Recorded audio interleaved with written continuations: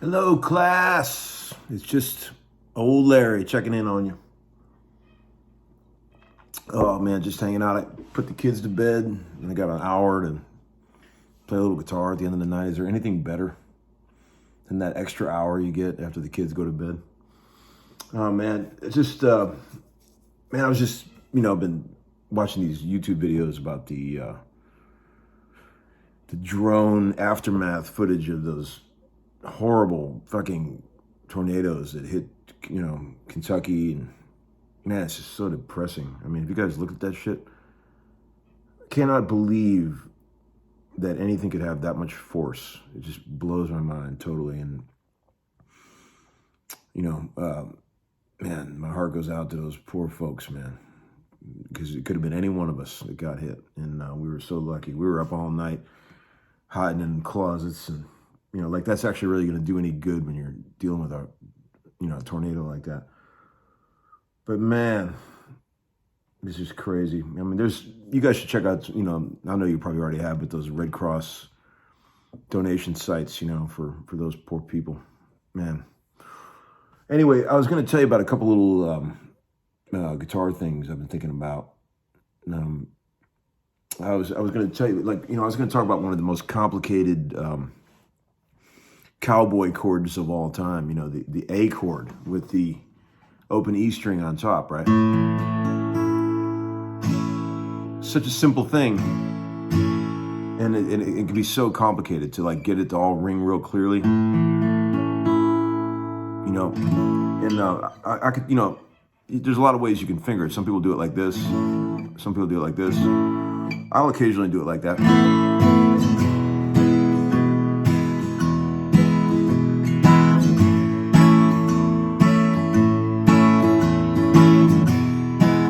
But, a lot of people cheat and they play their A chords like a bar, and they don't even worry about trying to play that high E string. But when you're playing real traditional kind of country music, you have to have that open E string on top. You just got to have it. It just doesn't sound right if you don't do it, like a Hank Williams tune or something, So I started in the studio. I started developing this technique years ago. I don't know. I just sort of maybe did it subconsciously to get those chords to ring right. And I do this. I smash my middle finger down on two strings, right in the middle of the D and the G string. So I'll be like, and I'll play the third with my ring finger.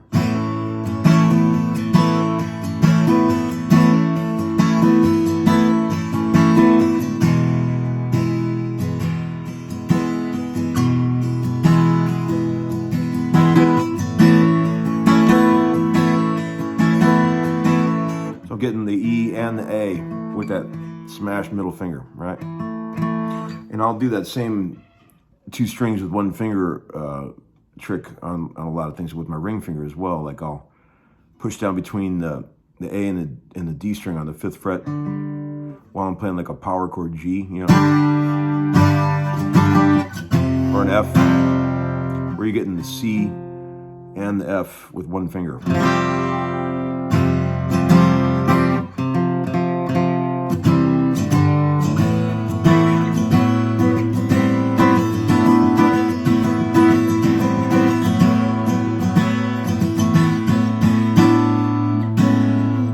That with one finger. Kind of takes a minute to get used to it, but you just got to kind of widen your finger out and smash it down between the two strings, and it sounds really good when you get it. And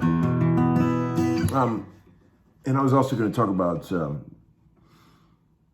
next time somebody starts playing "Use Me" at a jam, and you want to play some trippy chords. Check this out. If the bass player starts going E to A.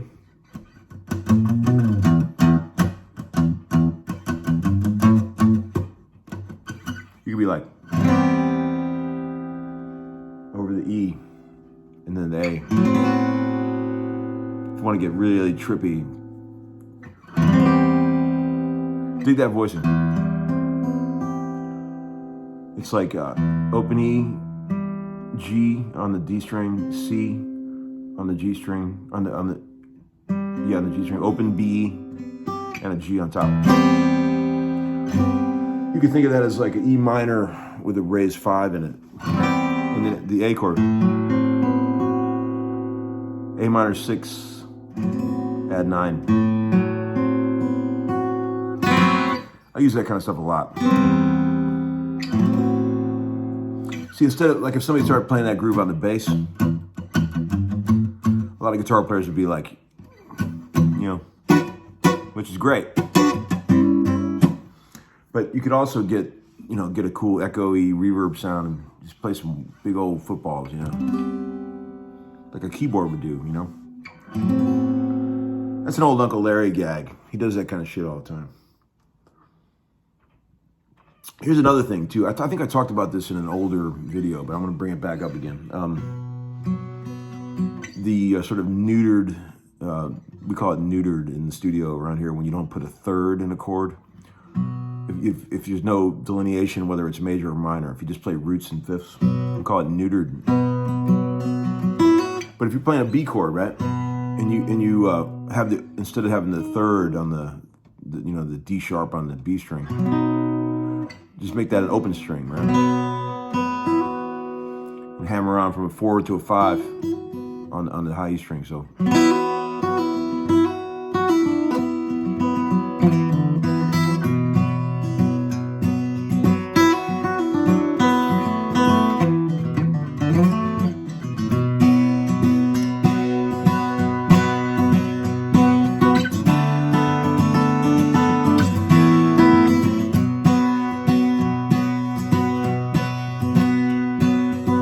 It's a cool gag because it's a really cool sort of, bluegrassy sound. You know, it's like there was an old Dire Straits tune I probably mentioned in an older episode, but I forget everything these days. A song called Iron Hand, really cool song on, I think it's on Every Street album. But he goes, Knopfler, classic shit, he goes,